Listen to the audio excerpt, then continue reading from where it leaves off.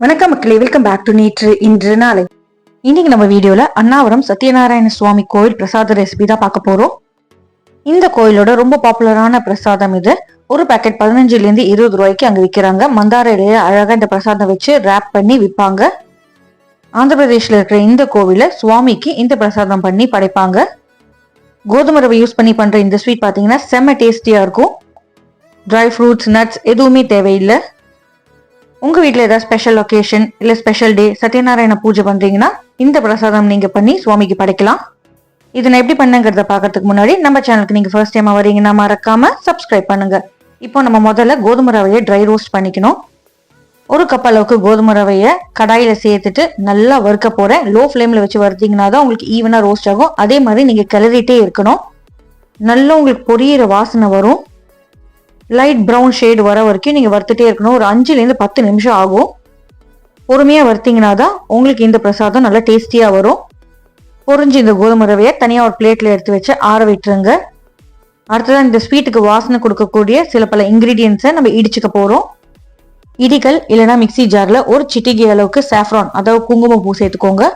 இது கூடவே ஒரு 5 to 6 ஏலக்காய் விதைகளை மட்டும் சேர்த்துக்கலாம். தோல் சேர்க்க வேண்டாம். உள்ள இருக்கிற விதையை மட்டும் எடுத்துட்டு சேர்த்துக்கோங்க. தோல் உங்களுக்கு வாயில மாட்டும் போது ரொம்ப டிஸ்டர்பிங்கா இருக்கும். உங்ககிட்ட ஏலக்காய் பொடி இருந்தா அதுவுமே நீங்க ஏலக்காய்க்கு பதிலாக சேர்த்துக்கலாம். ஒரு 1/2 ஸ்பூன்ல இருந்து 3/4 ஸ்பூன் அளவுக்கு சேர்த்துக்கோங்க. ஏலக்காய் இடிக்க லேட் ஆகுங்கிறதுனால தான் நான் ஃபர்ஸ்டே ஏலக்காய் சேர்த்து இடிச்சுக்கிட்டேன். ஏலக்காய், குங்குமப்பூக்கு அப்புறமா நம்ம சேர்க்க போறது பச்சை கற்பூரம். பச்சை கற்பூரம் பாத்தீங்கன்னா நம்ம சுவாமி பூஜை தீர்த்தத்துல எல்லாம் யூஸ் பண்ணுவோம். பயங்கர வாசனையா இருக்கும். அதனால ரொம்ப கொஞ்சமா சேர்த்துக்கோங்க. அதாவது தாராளமா ஒரு சிட்டிகை அளவுக்கு சொல்லுவோம் இல்லையா, அந்த அளவுக்கு சேர்த்துக்கோங்க. இது கூட 1/4 பீஸுக்கும் கம்மியா நம்ம நட்மெக், அதாவது ஜாதிக்காய் சேர்த்துக்கலாம். ஜாதிக்காவுமே பயங்கர வாசனையா இருக்கிறதுனாலதான் நான் கொஞ்சமா சேர்த்திருக்கேன். உடச்சிட்டு சேர்த்து இடிச்சிங்கன்னா உங்களுக்கு நல்லாவே இடிப்படும். இப்ப இது எல்லாத்தையும் ஒன்னா சேர்த்து இடிச்சு நம்ம தனியா எடுத்து வச்சுக்கலாம்.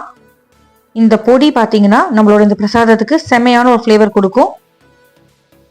அடுத்ததா ஒரு கடாயில 3 கப் அளவுக்கு தண்ணியை நல்லா கொதிக்க வச்சுக்கோங்க. 1 கப் கோதுமை ரவைக்கு 3 கப் தண்ணி.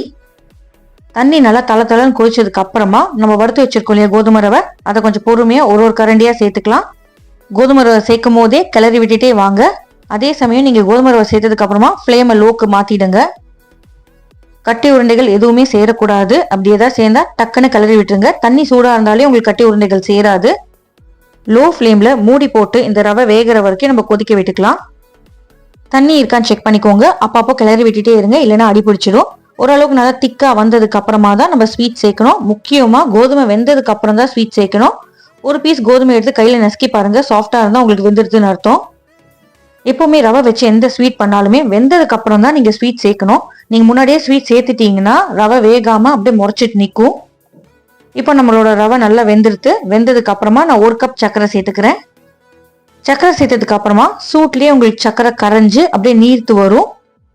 நல்லா தளன்னு ஆனதுக்கு அப்புறமா உங்களுக்கு கலந்து விடுறது ரொம்ப ஈஸியா இருக்கும்.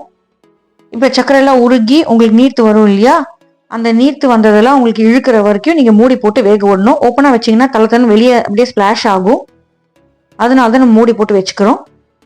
மூடி போட்டு இந்த சக்கரை பாகல இழுக்கிற வரைக்கும் அப்படியே விட்டுறலாம். அப்பப்போ மட்டும் திறந்து கிளறி விட்டுட்டே இருங்க.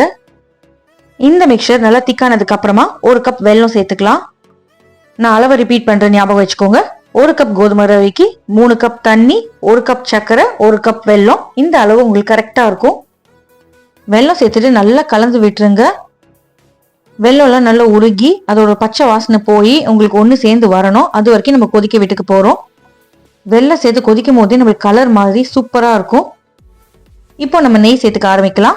மொத்தமா இந்த அளவுக்கு நான் 1/3 கப் நெய் சேர்த்துக்கிறேன். 1/3 கப்ல பாதி அளவுக்கு நெய்யை நான் இப்போ சேர்த்துக்கிறேன். 2 பாதியா நம்ம நெய் சேர்க்க போறோம். இப்போ ஒரு பாதியும் கொஞ்ச நேரம் கழிச்சு இன்னொரு பாதியும் சேர்த்துக்கலாம். நெய் எல்லாம் நல்லா உள்ள இழுக்கிற வரைக்கும் நம்ம கலந்து விட்டுக்கலாம். நல்லா கலந்து விட்டீங்கன்னா கோதுமை ரவை நெய் எல்லாத்தையுமே உறிஞ்சிடும். அந்த மாதிரி உறிஞ்சதுக்கு அப்புறமா மறுபடியும் நம்ம பாக்கி இருக்கிற அந்த நெய்யும் சேர்த்துடலாம்.